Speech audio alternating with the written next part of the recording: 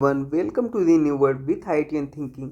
तो दोस्तों आज हमारा 10 concept with 10 question series part 2 है, जिसमें हम नीट से रिलेटेड क्वेश्चन डिस्कस करते हैं केमिस्ट्री के। और ये टारगेट है अपना नीट 2025 का कि जो भी क्वेश्चन आएगा इन्हीं क्वेश्चनों से मिलता जुलता आएगा। और मैं आपको एक चीज़ और बता देना चाहता हूँ दोस्त, कि हम एक प्लानिंग कर रहे हैं जिसमें हम 25 मॉडल पेपर लगभग रिलीज करेंगे, ठीक है।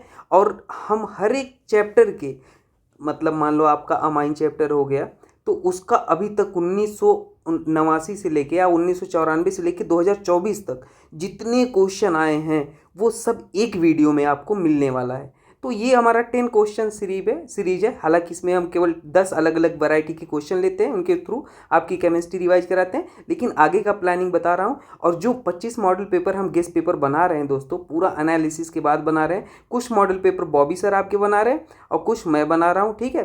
तो हम मिल के बहुत ही बेहतरीन चीज़ें लाने वाले हैं, तो आप कनेक्टेड रहिए। और वो 1 महीने पहले लॉन्च कर देंगे और चैप्टर वाइज PYQ भी लॉन्च हो जाएगा। और 2025 का जो क्वेश्चन आने वाला है यहीं कहीं से आएगा, ये मैं आपसे उम्मीद दिलाता हूँ।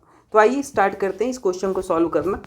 पहला क्वेश्चन आपके सामने रहा ये, इसमें बोला है the value of Kp1 and Kp2, ठीक है भाई, फॉर द रिएक्शन X और Y और Z प्रोडक्ट मिल रहा है एंड A से 2B मिल रहा है, are in ratio of 9:1 given है। If degree of dissociation of X and A be equal, क्या बोला, if degree of dissociation X and A be equal then total pressure at equilibrium, ठीक है। A and B are equal given है, then total pressure are at equilibrium and first and second are in the ratio। बहुत ही बेहतरीन question है। इस question को solve करने के लिए आपको एक तरीका फॉलो करना होगा, और वो जनरल तरीका है। अगर आप उस तरीकों को फॉलो करते हो डियर, तो हर क्वेश्चन में आपको वही तरीका फॉलो करना है। एक तरीके से कह सकते हो इक्विलिब्रियम का सबसे इंपॉर्टेंट कॉन्सेप्ट है जो मैक्सिमम क्वेश्चन में यूज होगा। तो चलो सॉल्व करते हैं इस क्वेश्चन को और आपको सिखाते हैं कि आखिरकार इस क्वेश्चन में क्या ही कॉन्सेप्ट यूज हुआ है। देखिएगा, ठीक है। हमको क्या गिवन है, सबसे पहला रिएक्शन जो गिवन है आपके पास ये है, लिख लेना। जो भी गिवन है आप उसे नोट कर लो। अब देखो हर जगह जो जैसे मैं बता रहा हूँ वैसे ही करना है, ध्यान देना। हर जगह आपको यहाँ पे अगर इनिशियल मोल गिवन हो तो लिखो यहाँ पे, अगर इनिशियल मोल गिवन है तो लिखो, और नहीं गिवन है तो जो स्टाइक्योमेट्री होता है उसी को इनिशियल मोल मान लो। तो यहाँ पे इनिशियल स्टाइक्योमेट्री क्या है, 1 है यहाँ पे, तो इनिशियल मोल 1 है। और प्रोडक्ट तो इनिशियल में कुछ बना नहीं होगा भाई, इनिशियली में तो कुछ नहीं बना होगा ना प्रोडक्ट। जब रिएक्टेंट खर्च होगा मान लो इक्विलिब्रियम पे एट ए टाइम टी, मैंने क्या बोला, एट ए टाइम टी, आप मान लो कि जो इनिशियल 1 मोल था वो कुछ खर्च हो गया, उसको अपन मान लेते हैं 1 माइनस अल्फ़ा। अल्फ़ा क्या हो गया, खर्च हो गया।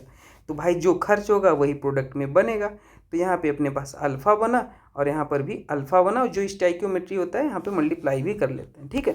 यही स्टेप फॉलो करना है। अब यहाँ पर भी स्टाइक्योमेट्री से आप मल्टीप्लाई किए हो 1, ये अंडरस्टूड है भाई, याद रख लेना ना। मैक्सिमम लोग यही गलती करते हैं। तो 1 था इसलिए मैंने लिखा नहीं था, ठीक है। अब देखो अल्फ़ा अपने पास क्या है, डिग्री ऑफ डिसोसिएशन है। क्या है, अल्फ़ा है डिग्री ऑफ डिसोसिएशन, नोट करके लिखना, ठीक है। डिग्री ऑफ डिसोसिएशन का क्या होता है, number of dissociated particle, number of dissociated particle, ठीक है, जो भी आप लिख लो, अमाउंट। और इनिशियल मोल होता है, इनिशियल मोल होता है कंपाउंड, ये मैं आपको लिख दिया। अब देखो नेक्स्ट अगर मैं बात करूं तो आपको प्रेशर के टर्म्स में एक गिवन था, तो प्रेशर के टर्म्स में जब भी आप Kp लिखते हो, देखो रेशियो क्या गिवन है, Kp1 और Kp2।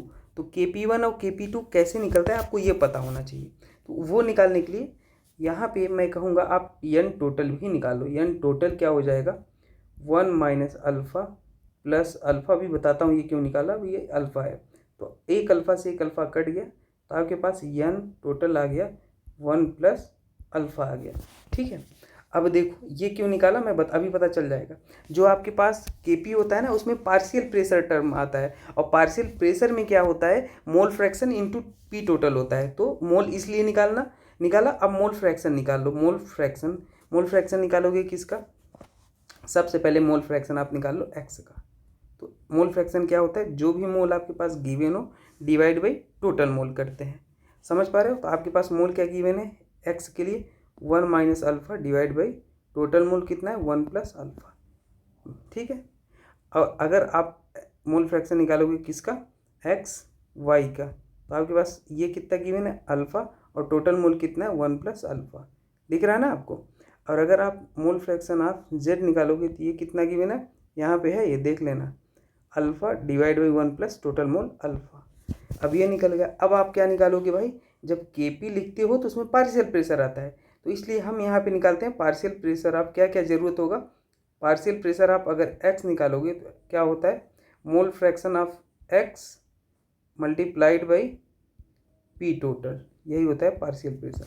तो आप अगर इसको निकालोगे तो एक्स का मोल फ्रैक्शन कितना 1 minus alpha upon 1 plus alpha. ये AIPMT का क्वेश्चन है, एक बार पूछा था। तो ये बहुत इस एक आप प्रॉपर रूल फॉलो करते हो ना तो उसमें ईजी इस तरीके से सॉल्व हो जाएगा, कोई दिक्कत की बात नहीं है। आपको प्रेशर गिवन नहीं था तो उसको मान लो पी टोटल को पी है, क्या है पी है, जो भी आप लिख लो, ठीक है।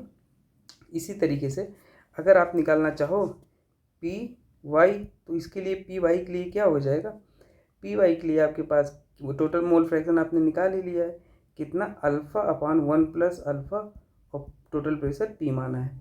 इसी तरीके से पी जेड आपने निकाला अल्फ़ा 1 प्लस अल्फ़ा और पी टोटल आपके पास पी है, ठीक है। आपके पास पार्शियल प्रेशर ये आ गए सभी। अब आप के पी का फॉर्मूला पुट कर लो। अब आपको पता है के पी बराबर क्या होता है डियर, के पी बराबर है पार्शियल प्रेशर ऑफ प्रोडक्ट में जो क्या गिवन है वाई है, यहाँ पे वाई है और यहाँ पे जेड है, तो के वाई पी वाई और P Z divide by X, P Y और क्या हो जाएगा P Z multiplied by upon P x.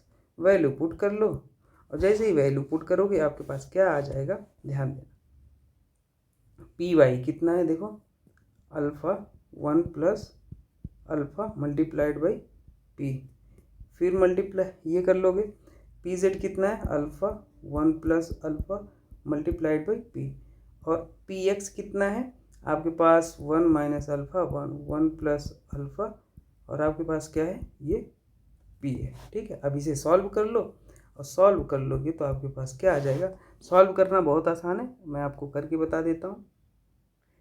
एक पी से एक पी कट गया और यहाँ पे आप लिख सकते हो ऊपर वाला अल्फ़ा अपॉन 1 प्लस अल्फ़ा का स्क्वायर हो जाएगा, दोनों सेम ही है। और ये नीचे क्या है, ये भाई जब डिवीजन में है तो अगर ऊपर मल्टीप्लाई में लिखोगे तो ये वाला टर्म्स ऊपर चला जाता है, तो 1 plus alpha divide by 1 minus alpha, और यहाँ पे ये 2 बार है स्क्वायर है, तो एक 1 प्लस अल्फ़ा से एक 1 प्लस अल्फ़ा कट कर लो, तो आपके पास अगर लिखना चाहो तो alpha square upon 1 plus alpha, एक 1 अल्फ़ा कट गया, एक बचा है और 1 माइनस अल्फ़ा, ठीक है। ये हो गया आपके पास। अब चलो निकाल लो, ये आपके पास के पी 1 है, मान लो आ गया, ठीक है। अब दूसरा इक्वेशन में निकाल लो के पी 2, सिमिलर इसी तरीके से के पी 2 हमें निकालना है। उसके लिए क्या गिवन था यहाँ पे देख लेते हैं, दूसरे इक्वेशन में ए और 2b गिवन था, ठीक है। तो के पी 2 में हम ए और डायरेक्ट ही लिख देते हैं, क्या गिवन था ए गिवन था और क्या गिवन था 2b गिवन था। दूसरा केस है ये केस नंबर 2 गिवन, ठीक है। तो इसके लिए के पी 2 अगर आप यही है देख ले, हाँ ए 2b है, तो इसके लिए आप क्या लिखो पार्शियल प्रेशर ऑफ पी का स्क्वायर हो जाएगा, क्योंकि वहाँ स्टोइकियोमेट्री 2 था और आपके पास पी ए हो जाएगा। तो हालांकि अब आप इसके लिए भी निकाल लो, जैसे पार्शियल प्रेशर निकालोगे तो लिख लो ए है, फिर क्या है 2b है, इनिशियल मोल आपके पास कुछ नहीं है, इसका 0 मान लोगे, ठीक है। उसी तरीके से डिग्री ऑफ डिसोसिएशन, ये इनिशियल मोल है और ये एक टाइम टी पे 1 माइनस अल्फ़ा, और इसका क्या हो जाएगा 2 अल्फ़ा निकाल लोगे, ठीक है।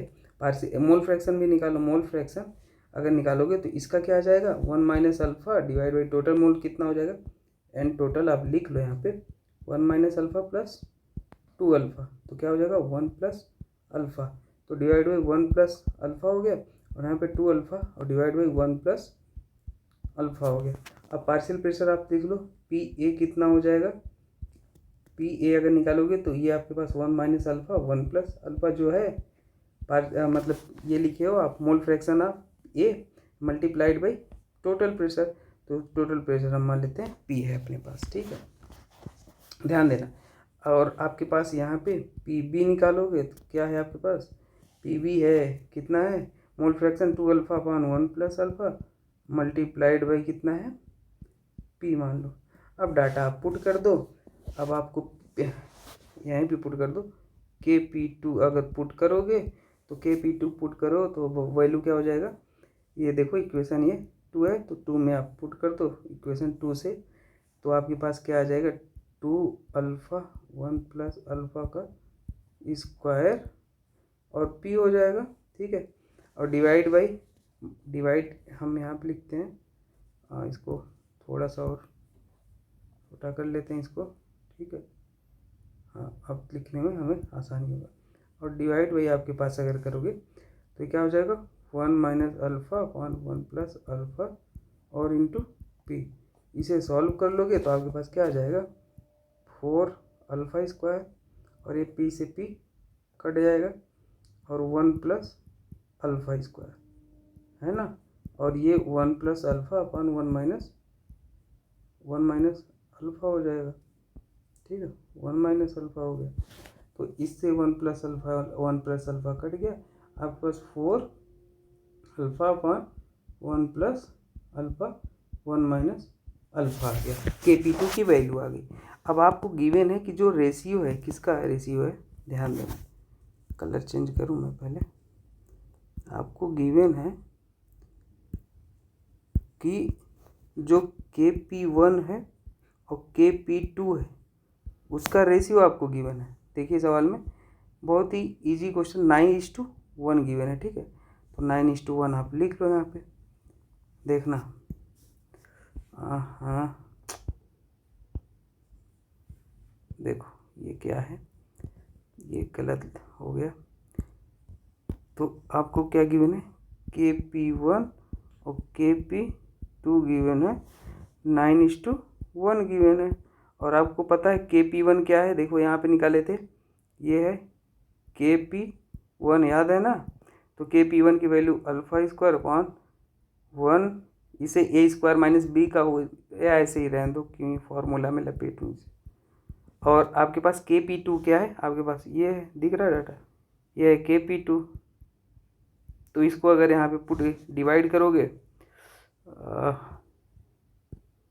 देखो इसको अगर आप डिवाइड करना चाहोगे तो कलर ही क्या हो जाता, यहाँ पे है 4 अल्फ़ा अपॉन 1 प्लस अल्फ़ा और 1 माइनस अल्फ़ा है। ठीक है, और जैसे ही जब आप इसे देखोगे तो ये डिवीजन में, पर आपको मैं पूरा कट के दिखाता हूँ, ये पूरा ये पार्ट कट जाएगा और आपके पास क्या बच गया 9:1 upon alpha square upon 4 alpha square upon 4 alpha. ठीक है, तो आपके पास इसे जब मल्टीप्लाई कर दोगे, ध्यान देना, इसको यहाँ पे मल्टीप्लाई कर दोगे तो ये क्या हो जाएगा 36:1। तो जो के पी वन और के पी टू की वैल्यू आ जाएगा वो कितना आ जाएगा 36:1 आ जाएगा। तो आपके पास आंसर कहीं पे गिवन था, ऑप्शन में 2 वाला आंसर गिवन था। ठीक है, और आपके मन में डाउट होगा ये एक अल्फ़ा कहाँ गया, तो डियर ये 4, ये अल्फ़ा स्क्वायर था ना, देखो यहाँ तो 4 अल्फ़ा स्क्वायर हो गया, तो 4 अल्फ़ा स्क्वायर हो गया, तो ये भी अल्फ़ा स्क्वायर हो गया, तो ये भी आपके पास अल्फ़ा, ये कट गया, तो ये आपके पास के पी वन के पी 36:1 आ गया। चलिए नेक्स्ट क्वेश्चन को देखते हैं। ये क्वेश्चन था आपके पास और इसमें बोला था कि the increasing order of Lewis acid. तो लेविस एसिड क्या होता है, सबसे पहले ये समझो आप, लेविस एसिड होता क्या है। ठीक है, देखो कलर ये है। ठीक है, लेविस एसिड है कि अगर आपके पास कभी लेविस एसिड है जो इलेक्ट्रॉन पेयर को एक्सेप्ट करे, इलेक्ट्रॉन पेयर एक्सेप्ट करता है। ठीक है, अब देखो आपके पास BF3 है और BCl3 है, BR3 है और Bi3 है। तो यहाँ बोरान है, सबके पास वैकेंट ऑर्बिटल है, वैकेंट p ऑर्बिटल, बोरान है सबके पास वैकेंट p ऑर्बिटल है, तो तो यहाँ पे सबके पास वैकेंट पी ऑर्बिटल है। तो अब दूसरा फैक्टर क्या हो जाएगा, ये आपके पास 2p है सेकेंड पीरियड का, और ये भी आपके पास सेकेंड पीरियड का है, ये सेकेंड पीरियड का है, और ये कौन से पीरियड का है, थर्ड पीरियड का है।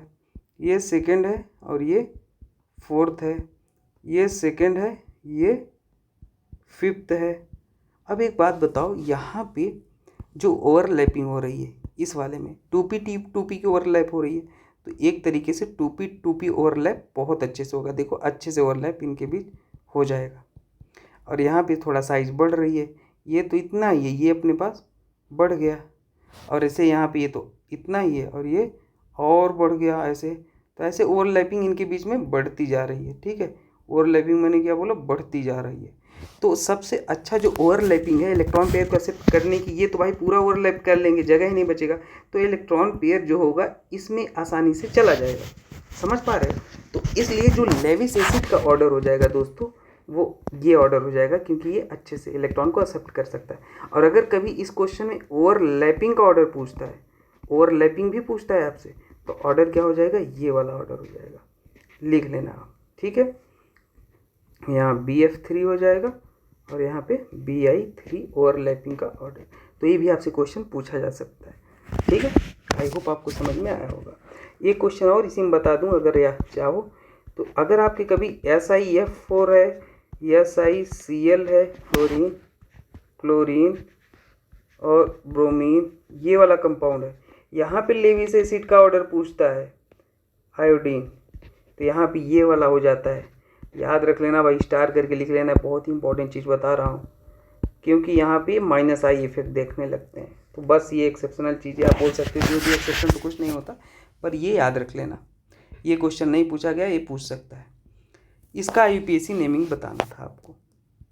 तो इसमें आपको एक ही फंक्शनल ग्रुप दिख रहा है, COO, क्या दिख रहा है, COOCl दिख रहा है। और कभी आपके पास एसाइल क्लोराइड होता है, ये क्या है, एसिड क्लोराइड है, एसिड क्लोराइड। तो एसिड क्लोराइड का जो जनरल IUPAC नेमिंग लिखते हैं अपन, वो क्या हो जाता है, एल्केनोइल क्लोराइड, एल्केनोइल क्लोराइड हो जाता है, एल्केनोइल क्लोराइड। ठीक है, तो अगर आप इसका नेमिंग लिखना चाहोगे तो कैसे हो जाएगा, आप नेमिंग करो। सबसे पहले आपको एक पता है कि ये फंक्शनल ग्रुप है, तो नंबरिंग इधर से होगा 1 2 3 4 5। तो आपके पास कितने कार्बन है यहाँ पे दोस्त, 5 कार्बन है पेरेंट चेन में, और 2 और 3 पे मिथाइल ग्रुप लगे हैं, दिख रहे हैं, ये मिथाइल ग्रुप लगे हैं। तो क्या हो जाएगा, 2,3 डाईमिथाइल, 2,3 डाईमिथाइल। और एल्केनोइल होता है तो कितने कार्बन है, 5 कार्बन है, तो पेंटेनोइल हो जाएगा, पेंटेनोइल हो जाएगा, और क्लोराइड लगा दो। ठीक है। अच्छा दोस्तों, आपको जैसे मान लो ट्रिक एंड ट्रिप्स इनऑर्गेनिक के क्वेश्चन देखना है, ट्रिक एंड ट्रिप्स का, तो दोस्तों और ज्योमेट्रिकल ऑप्टिकल के देखना है, कम समय में आप सभी चीज़ें कवर करना चाहते हो, तो मैं लिंक दे दूंगा, ट्रिक एंड ट्रिप्स का प्लेलिस्ट है और नीट का PYQ का प्लेलिस्ट है। आपको कम समय में टू दी पॉइंट चीज़ें रिवाइज हो जाएंगी, एक्सेप्शन को इंक्लूड करके रिवाइज हो जाएंगी। तो अगर आप उसे देखते हो ना, तो स्मार्ट वर्क बोल सकते हो कि वो आपके बहुत काम आने वाला है, क्योंकि आप साल भर पढ़ाई किया और उसको देखोगे ना, आप यकीन मानो सारे एक्सेप्शन को इंक्लूड करके मैंने बनाया, आपके सारे क्वेश्चन यूँ सॉल्व हो जाएंगे। चलिए इसको देखते हैं। कभी ये sodium in liquid ammonia given होता है तो इसको बोलते हैं अपन बर्क रिडक्शन बोलते हैं। क्या बोलते हैं, बर्क रिडक्शन। क्या पता आपसे नाम ही लिख के पूछ ले। तो ये एल्काइन को क्या करता है, आपके एल्काइन को ट्रांस एल्कीन में चेंज कर देता है, एल्काइन को एल्कीन में चेंज कर देता है, वो भी कैसे वाले एल्कीन में, ट्रांस एल्कीन में। सबसे इंपॉर्टेंट चीज़, तो बस आपके पास एल्काइन था, ट्रांस बना लो, एल्कीन बना लो, 2 मिथाइल को ऐसे ट्रांस बना लो। और ये वाला होता है लिल्डार कैटलिस्ट। क्या होता है, लिल्डार कैटलिस्ट।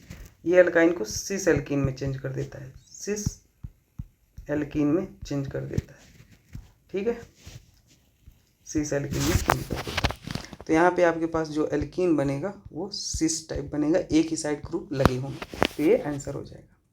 चलिए आगे बढ़ते हैं। आपके पास ये क्वेश्चन रहा, इस क्वेश्चन को सॉल्व कर लेते हैं। देखिए आपके पास क्या गिवन है दोस्त, आपके पास गिवन है OH के पास लोन पेयर होता है, लोन पेयर के पास इलेक्ट्रॉन होता है। ये इलेक्ट्रॉन क्या करेगा, इलेक्ट्रॉन के ऊपर नेगेटिव चार्ज होता है, ये नेगेटिव चार्ज इस एच पे अटैक कर लेगा। जैसे ही अटैक करेगा तो होगा क्या, आपके पास ओ पे एच तो था ही, एक एच और आ गया अटैक करके, और यहाँ से लोन पेयर गया, मतलब इलेक्ट्रॉन की कमी आई इसलिए पॉजिटिव आ गया, और आपके पास ये बन गया। अब ऑक्सीजन भाई एक इलेक्ट्रोनेगेटिव एलिमेंट है, और ये पागल हो जाएगा पॉजिटिव चार्ज आया, क्योंकि वो नेगेटिव को पसंद करता है, तो ये बॉन्ड को तुरंत तोड़ के इसे बाहर निकाल देगा, और ये अच्छा लिविंग ग्रुप भी होता है, आप बोल सकते हो।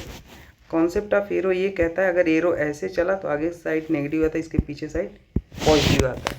तो हमने क्या किया, इसको एरो को ऐसे चलाया, ऐसे ही क्यों चलाया, क्योंकि ये पॉजिटिव था, पॉजिटिव हटाना चाहेगा, तो ये एरो आया तो एरो नेगेटिव लेके आया और पॉजिटिव यहाँ छोड़ गया, तो आपके पास ये बन गया। और ये अपने पास न्यूट्रल -H2O बाहर हो गया, न्यूट्रल होकर नेगेटिव पॉजिटिव, तो ये हो गया आपके पास यहाँ पे कार्बोकैटायन बन गया। अब ये जो कार्बोकैटायन बना है दोस्तों, ये कार्बोकैटायन है कितने डिग्री, 2 डिग्री। अब यहाँ पे रीअरेंजमेंट होगा, आप कहोगे सर रीअरेंजमेंट ये क्या होता है, तो कभी भी स्टेबिलिटी अगर बढ़े ना तो वहाँ पे रीअरेंजमेंट होता है। कैसे बढ़ता है स्टेबिलिटी, बताता हूँ। ये कार्बोकैटायन उठ के यहाँ गया और ये हाइड्राइड यहाँ गया, मिथाइल क्यों नहीं गया, जो शिफ्टिंग आर्डर होता है हाइड्राइड का होता है, फिर फिनाइल का होता है, फिर अल्काइल का होता है, हमारा प्यारा राजस्थान याद रख लो, तो इसलिए हाइड्रोजन को किए। तो अब देखो, अब अपने पास क्या बन गया, अपने पास बन गया ये कार्बोकैटायन। जैसे ये कार्बोकैटायन बना, आप देखो ये कार्बोकैटायन 3 डिग्री, पहले से स्टेबिलिटी बढ़ गई, यहाँ पे 2 डिग्री ही था, तो इसलिए हमने रीअरेंजमेंट कराया था। किसका रीअरेंजमेंट कराया था, 1,2 हाइड्राइड शिफ्ट कराया था, ये भी आप लिख लेना, ठीक है।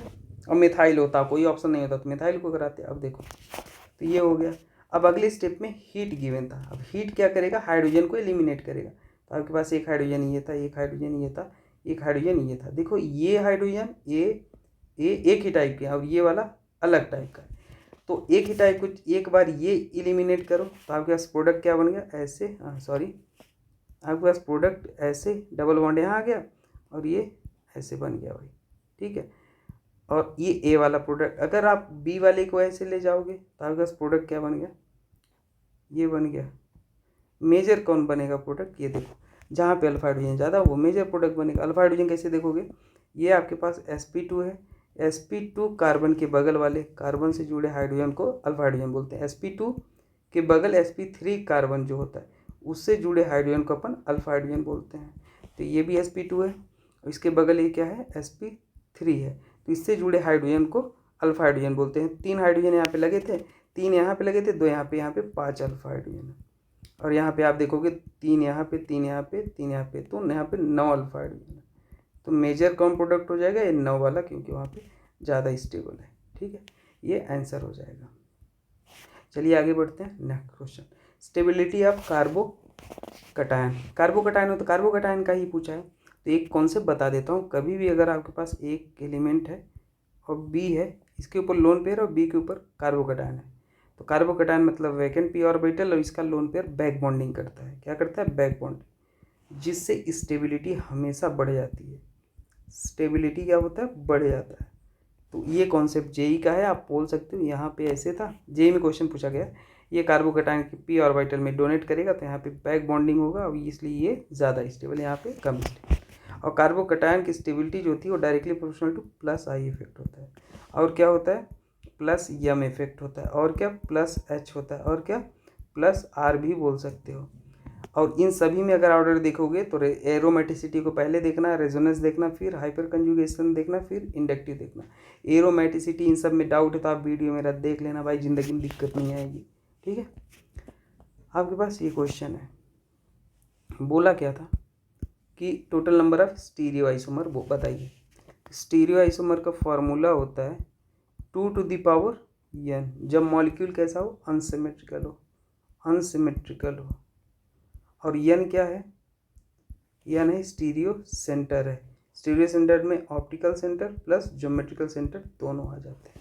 तो ये आपके पास अनसिमेट्रिकल ही मॉलिक्यूल है। देखो इधर से देखो अलग है, इधर से देखो अलग है, तो बस स्टीरियो सेंटर देख लो। ये जीआई शो कर रहा है, हाँ भाई ये कर रहा है। जीआई शो करने की कंडीशन क्या है, एक एल्कीन हो, ए है, बी है, सी है, डी है, तो A should not equal to B और C should not equal to D, तो जीआई शो करता है। तो ये है भाई, ये एच है, ये एच है, तो ये ए है, ये बी है, ये सी है, और ये पूरा डी है, तो नहीं है, सही है भाई, करेगा। यहाँ पे और देखो, करेगा नहीं करेगा। अब देखो ये कायरल सेंटर है और ये भी कायरल सेंटर है, दिख रहा है आपको, तो कायरल सेंटर है भाई। तो ये अपने पास टोटल कितने स्टीरियो सेंटर हो गए, एक ये डबल बॉन्ड वाला, एक ये और एक ये, 3 हो गए। और अनसिमेट्रिकल है, 2⁻³ बराबर 8 स्टीरियो आइसोमर आ जाएंगे। ठीक है, आपको अगर ज़्यादा जानना है दोस्तों ज्योमेट्रिकल ऑप्टिकल के बारे में, तो वीडियो है 30-40 मिनट का, हर वैरायटी का प्रॉब्लम बताया हूँ, हर वैरायटी का, आप उसे ज़रूर देखना भाई। और अगर आपके पास सिमेट्रिकल है मॉलिक्यूल, तो उसके लिए भी फॉर्मूला है, तो लिख देता हूँ, 2⁻n-1 होता है प्लस 2p-1 होता है। अब देखो, अगर n स्टीरियो सेंटर आपके पास ऑड आ गया, तो जो p होता है वो क्या होता है, n+1/2 होता है। अगर n इवन आ गया, तो जो p होता है वो क्या होता है, n/2 होता है। ये याद रख लेना, बाकी आप वहाँ देख लेना। नंबर ऑफ कायरल सेंटर क्या होता है, एक sp3 hybridise carbon 4 different group से अटैच्ड हो तो उसी को बोलते हैं कायरल सेंटर। क्या है ये, कायरल सेंटर है। ठीक है, और कायरल सेंटर पर ही RS नेमिंग अपन बताते हैं। तो बस आपको ये कॉन्सेप्ट इसमें देखना था, देख लो। एक कायरल सेंटर ये है, एक कायरल सेंटर ये है, एक ये है, एक है, देख लो। एक ग्रुप ए 2 3 और ये पूरा ये जो देख रहे हो ये चौथा है। ऐसे इसके लिए देख लो, इसके लिए देख लो, इसके लिए, तो टोटल कायरल सेंटर 4 है। RS नेमिंग का एक ट्रिक बता देता हूँ। अगर आपके पास CHO ऊपर हो और CH2 नीचे हो, CH2OH, तो अगर OH राइट साइड है तो R बोल देना, लेफ्ट साइड है तो S बोल देना। RS नेमिंग ये R और ये R राइट साइड है। बाकी डिटेल में आपको प्रायोरिटी में जानना है, प्रायोरिटी के अकॉर्डिंग भी होता है, तो वो मैंने बताया, आप देख लेना। ये ग्लूकोज का स्ट्रक्चर है, कायरल सेंटर 4 है। कभी कभी इसमें स्टीरियो आइसोमर भी पूछता है, तो वो कितने हो जाएंगे, 2⁴ बराबर 16, क्योंकि अनसिमेट्रिकल है। ये क्वेश्चन देख लो, इसमें मैंने बोला कार्बोकैटायन अगर दिख जाए, इसमें बोला स्टेबिलिटी ऑर्डर बताना है, स्टेबिलिटी ऑर्डर बताना है। तो आपको बस क्या देख लेना है, कार्बोकैटायन की जो स्टेबिलिटी होती है वो directly proportional to +I + AH + M या +R बोल लो इसी को, या एरोमेटिसिटी। और इन सभी में भी ऑर्डर देखोगे तो एरोमेटिसिटी, फिर रेजोनेंस, फिर हाइपर कंजुगेशन, फिर इंडक्टिव होता है। ठीक है, तो यहाँ पे आप देख लो, इंडक्टिव वीकेस्ट होता है, इसलिए आप इन सबों को सोचो। रेजोनेंस तो हो नहीं रहा है, एरोमेटिक कंपाउंड दिख नहीं रहे, हाइपर कंजुगेशन देख लो। ये भाई आपके पास sp2 है और sp2 के बगल sp3 कार्बन है, और इसी से अगर हाइड्रोजन भी जुड़ा है तो वहाँ पे हाइपर कंजुगेशन होता है। इस हाइड्रोजन को अल्फा हाइड्रोजन बोलते हैं। जितना ज़्यादा आपके पास अल्फा हाइड्रोजन, उतना ज़्यादा आपके पास स्टेबिलिटी। तो यहाँ पे कितने अल्फा हाइड्रोजन है, 3 अल्फा हाइड्रोजन है। यहाँ पे कितने अल्फा हाइड्रोजन है, 1 2 अल्फा हाइड्रोजन कितने भाई, 2 है। यहाँ पे अल्फा हाइड्रोजन कितने हैं आपके पास, 1 है। तो स्टेबल कौन, फर्स्ट, सेकंड, फिर थर्ड। नेक्स्ट क्वेश्चन है आपके पास ये हाइब्रिडाइजेशन ऑफ नाइट्रोजन। तो सिंपल है, देख लो यहाँ पे क्या है कि कितने सिग्मा बॉन्ड है और कितने लोन पेयर है। देखो, अगर sigma bond plus lone pair organic compound में 3 आ जाए तो होता है sp2, अगर 4 आ जाए तो sp3 और 2 आ जाए तो होता है sp। तो आप देखो यहाँ पे कितने सिग्मा बॉन्ड है, ए सिग्मा, ये सिग्मा, ए सिग्मा। ए वाला अगर देखो टोटल कितने सिग्मा बॉन्ड है, सिग्मा बॉन्ड आपको दिख रहे हैं 3, और लोन पेयर कितने दिख रहे हैं, 1 को काउंट करोगे नहीं, क्यों नहीं करोगे, क्योंकि लोन पेयर रेजोनेंस में जा रहा है। क्यों लोन पेयर रेजोनेंस में जा रहा है, ड्यू टू रेजोनेंस, लिख लेना भाई। जो लोन पेयर रेजोनेंस में जाए उसको काउंट नहीं करते। और हाइब्रिडाइजेशन में दिक्कत है तो आप मेरा वीडियो ट्रिक एंड टिप्स का उसमें देख लोगे, 15 मिनट की वीडियो में कभी भी प्रॉब्लम नहीं होगा। मैंने वो 15 मिनट का वीडियो 2 दिन की मेहनत से बनाया है, आप देख लेना।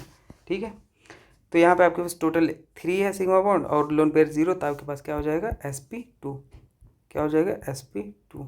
अब यहाँ का जो लोन पेयर है ये रेजोनेंस नहीं कर रहा है, रेजोनेंस होने के लिए कंडीशन होती है, ठीक है, कि प्लेनर होना चाहिए मॉलिक्यूल, तो ये रेजोनेंस में नहीं जा रहा है। लेकिन यहाँ पे 2 सिग्मा बॉन्ड है और 1 लोन पेयर है, तो यहाँ पे 3 है और यहाँ पर भी sp2 हो जाएगा। ठीक है, नेक्स्ट क्वेश्चन है, नेक्स्ट क्वेश्चन नहीं है, नेक्स्ट क्वेश्चन आपका SW है। कमेंट करके बताना, इसके लिए मैं आपको ट्रिक बता दूंगा। ये जो आप रेजोनेटिंग स्ट्रक्चर काउंट करते हो आपको काउंट करने की ज़रूरत नहीं है। ठीक है, अपना आंसर कमेंट करना, फिर नेक्स्ट वीडियो में बता दूंगा अगर आपको डाउट हो तो। Okay, thank you. और बाकी मैंने आपको प्लान बता ही दिया है, वो प्लान आपका आ जाएगा। ठीक है, आप उसको फॉलो करना, नीट में नो डाउट, केमिस्ट्री में तो प्रॉब्लम नहीं होगा। Thank you.